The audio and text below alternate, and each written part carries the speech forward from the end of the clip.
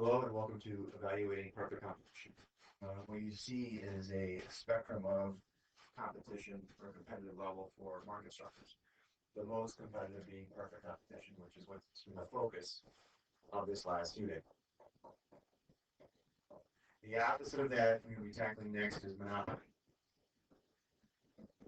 Obviously, right up in your head, you can imagine a market where there's thousands of firms. Perfect competition is going to be more efficient than a market where there's only one firm dictating price and quantity.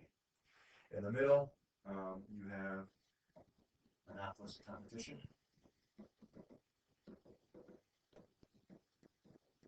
And oligopoly. Reality is most firms lie along those middle two market structures lines, but we focus on the most and least competitive first because it's a nice point of comparison for the other firms. All right, there's a firm in the long run, and we know it's in the long run because at this point here, price is equal to minimum ATC, and at that point we make zero economic profit. Interestingly enough, price is also equal to MC because we really have three curves intersecting: ATC, MC, and our Mr. Party curve. So this is how we measure efficiency. And we'll talk about that in just a second. But I want to remind you that you have actually talked about efficiency last unit when we discussed consumer to producer surplus. So consumer to producer surplus, if they're maximized, you are looking at an efficient market. And as long as they're not something disrupting the level of production, it could be in terms of a price ceiling or a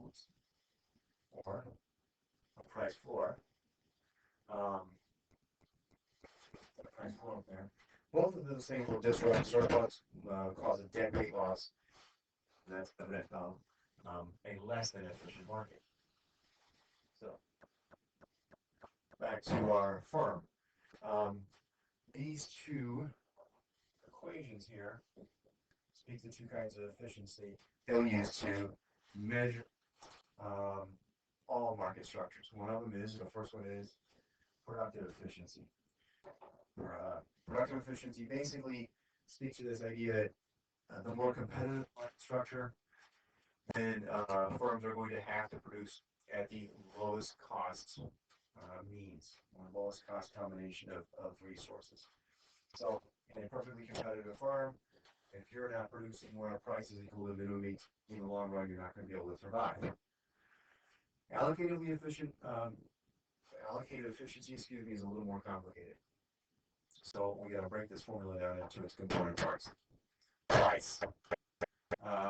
Price is the value that society sort of places on a good or service. So consumers look at something, and if they feel like that dollar amount is worth giving up in order to get that good or service, then that speaks to the other way we look at price, which is the marginal benefit. Okay? You are aware of what marginal cost is. It's the cost of producing one additional unit. But we also need to think about when we produce something, a widget, that marginal cost also is telling us what we're not able to produce. Okay? So if widgets are made out of wood, rubber, and aluminum, and we give up $4 worth of wood, rubber, and aluminum, that means we can't use those resources to produce some other item. So allocative efficiency is really about when the value society places on something, a price, is equal to the value of the resources society must give up in order to get that product. And any other level of production besides equals MC is inefficient. So if price is greater than marginal cost, that means we actually would prefer to have more production, and we're not allocating enough resources to produce that good or service. So back to our graph here. If for some reason a firm was willing and able to produce, or only willing and able to produce, I should say, this quantity, you can see price is significantly above marginal cost. So society would prefer to have this quantity here, and they'd be willing to give up more resources in order to get that quantity and pay that price. So we're unallocating resources and basically underusing. So in terms of the opposite of that, what about when the price is less than marginal cost? Well, in this case, we've got an over-allocation of goods and services, or sorry, resources, I should say. When we over-allocate resources, that means that the value of those resources is greater than the value society places on that particular product. So, back to our example with the long run, if we were producing a quantity over here, marginal cost is greater than the price. Well, not only will the firm lose money, that's obvious, but society is paying for resources above and beyond what they're willing to pay for in terms of the products that are being made. This might be some overproduction that occurred in the Soviet Union in terms of steel. So the price of the steel was artificially low, and the cost of production was much higher than that.